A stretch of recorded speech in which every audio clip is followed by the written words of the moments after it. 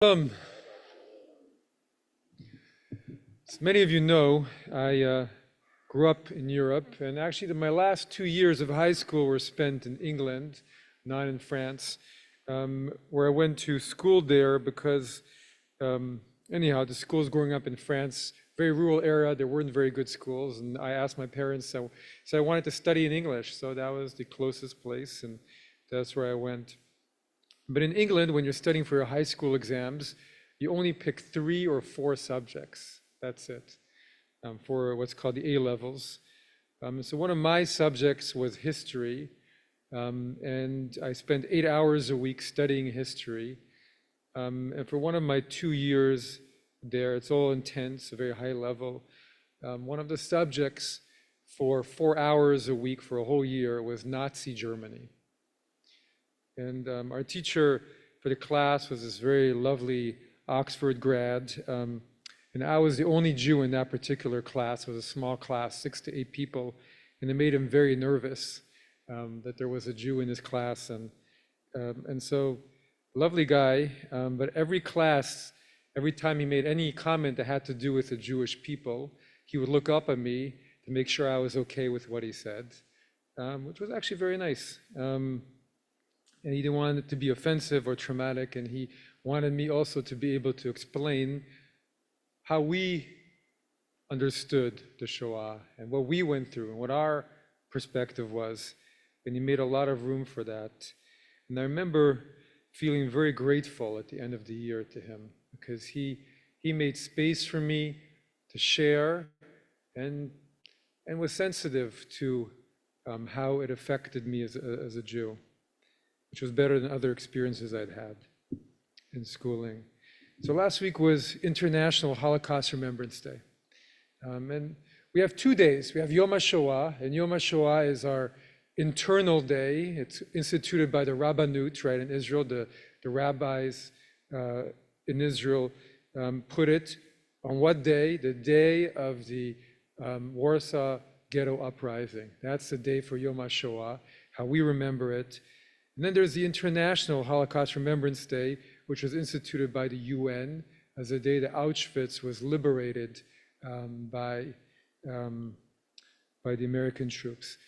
And so what do these teach us, these 2 different days, and how they inform how we continue to learn about the Holocaust?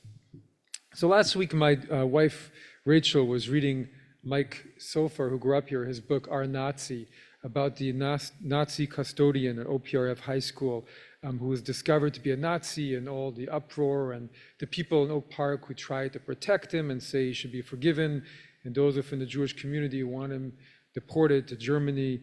And a very upsetting book for many reasons. But what she's mentioned to me last week as she was reading it, she says, I've read so many books and seen so many movies about the Holocaust, but I'm still discovering new details of the cruelty and torture that were shown to our people in the camps. Just new things, how cruel it was, the psychological, physical torture that Jewish people endured beyond evil. And so one of the lessons of the Shoah is to not turn away from that depravity of the Nazis, and how the whole nation and its allies, so to speak, civilized nation, could descend and accept such radical evil in their midst and live with it and just completely dehumanize another group. And the movie recently, Zone of Interest, did a good job of showing it, right? There is a house where the family of the command of Auschwitz lived, just living a regular life in a villa, and them saying how lovely, their husband and father was, continue to saying it as the plumes of smoke went up from Auschwitz all around them. So part of what I studied that year was that path of dehumanization that the Nazis took, how slowly propaganda, building on millennia of anti-Semitism, they turned the whole Jewish people, the whole German people, to allow them to do what they did and take away all their rights, but just the sense that they were human people deserving of compassion. And so on one level, remembering the Holocaust is to not shy away from that depth of what happened and not shy away from the details, so that it can't be smoothed over. And as right in France, what the head of the Front National of the far right group, Jean-Marie Le Pen, who made anti-Semitic comments, said a few times. He said, "En détail de l'histoire." This is a detail of history, you know. And so we have to learn about all those details to say, no, it wasn't a detail of history, to show what actually happened. Then there are other lessons too. A few years ago, Yossi Klein Halevi, who's spoken here before, the commentator, he was at Auschwitz for International Holocaust Remembrance Day. And as part of it, the Israeli Air Force did a flyover over Auschwitz. And some of the German journalists were scandalized and turned to him and said, how could you show this display of militarism and of might and of here at this hallowed ground that shows what happened with the dangers of nationalism? Then he turned to him and said, no, that's a lesson you Germans learned from what happened. What we learned from what happened is we have to stand up for ourselves because nobody else will stand up for us. And that we have to have self-determination and to defend ourselves to prevent future Holocausts. So yes, there is this universal message of how human beings can be brainwashed and oppress another, but it's also more complex for us. For us, it also taught us a need for self-determination and to keep a watchful eye always on anti-Semitism coming from every side, and that it's just somehow part of the fabric of Western civilization and other parts of in the Arab world as well, in the Middle Eastern culture, right? The Grand Mufti of Jerusalem was a great friend of the Nazis. And to watch out for it, and when we see it, every part of us to cry out and not allow it to become accepted. And a statistic this month showed that 48% of people worldwide harbor anti-Semitic views. And as friends, family members in Israel said wryly, what, only 48%? That's not bad. But these last few years have shown us how quickly, and this is how I teach it. When I recently spoke to the OPRF superintendent, and I was talking about, we speak about unconscious bias in other areas, unconscious bias that's there in the fabric of society. And we see how quickly it comes up in new and old tropes all at once. Another statistic, a rise globally of 340% of anti-Semitism over the past few years. And in this country, for a long time, but even more over these past few years, the highest number by far, more than all the other faith-based hate crimes together are the crimes against Jews. We don't make up a very high percentage of the population.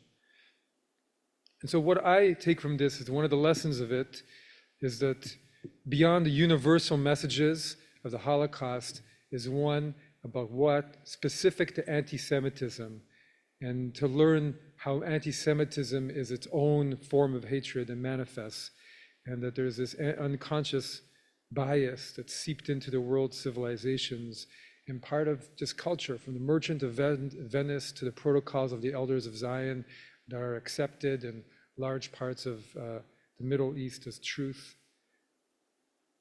And yet there's also maybe another lesson that we also have to keep in mind. And one of the extraordinary moral moments of the Holocaust was a lack of revenge from the Jews who were liberated, taking on the Nazi guards. And so a parsha this week, the parsha of the plagues, the last plagues, the parsha of the actual Exodus, and it begins with the words, Bo el Paro, come to Pharaoh. And the Zohar, chief work of Jewish mysticism, asks, why doesn't it say Lech to Paro? Why doesn't it say go to Pharaoh? Why does it say Bo el Paro, come to Pharaoh? And it talks about how Moses had to go inside the deepest, most horrible places of Pharaoh's palace spiritually to go and liberate the Jews, because that's where the Jewish mind and consciousness had gone after all those hundreds of years of slavery. And that they were, the worst part of the slavery, according to the Chassidim, wasn't only the physical part, but it was the spiritual part, the lack their state of mind had gone so down, and they were so much in that state of mind of survival, that no connection to freedom, to holiness, to the stories of where they came from. They were just in Egypt, and none of the beautiful open mind of Abraham and Sarah and Isaac and Rebecca and Jacob, Rebecca and Rachel and Leah, who walked life of freedom and uprightness, and they just completely lost touch. They were just mired in Egypt. They lost all that awareness. And so Moses had to go in to where they were, to that depth of Egypt, and try and slowly raise them up. And it says, Bo el Paro, because God was saying, come to Pharaoh, because I'm going to be there with you, because how else can you be raised out of such a place? God was saying to Moses, I'm going to help you take them out. And one of the amazing things in my mind, you can't compare those two events, but in the Holocaust, that despite the torture that they were taken through, that a lot of the Jews, you read the accounts, did their best to hold on to what they had, to where they came from. They did Pesach in the camps. They had sarcastic jokes, but they also spoke high, lofty discussions of theology. They tried to hold on to who they were despite what was happening to them. And so that famous moment I was just referring to, when the liberators came, when the Soviets liberated one camp, and they came to the inmates and they said, we've put all the Nazis in that pen over there. We're going to look the other way for 24 hours. You can do what you want to the Nazis. And they said to them, they've already taken everything away from us. They've taken our dignity, they've taken our homes, they've taken away our families.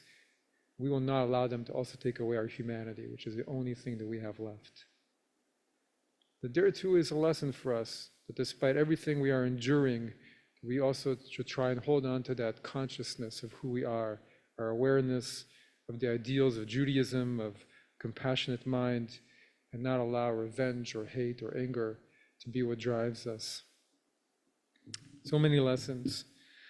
There was a story I saw 10 days ago where Elon Musk was addressing the AfD party in Germany, the far-right party in Germany, via Zoom, because they have an election coming up. And he said to them, you should be proud of German culture. You should be proud of German identity. And you shouldn't have to pay for what your people who came before you, let alone your great-grandparents did. You shouldn't have to pay for that. I thought about it and I said, there is truth that you shouldn't have to pay for what your great-grandparents did. On the other hand, you should be expected to remember the lessons of history. That you can be expected. So these 2 days, what they remind us is that we have to keep hold of all these lessons. We have to keep them in our hearts for never again to all peoples who are suffering through oppression, and never again to our own people, that our people should never again have to face such horrors, and that we will do whatever it takes to prevent that from happening. Shabbat Shalom.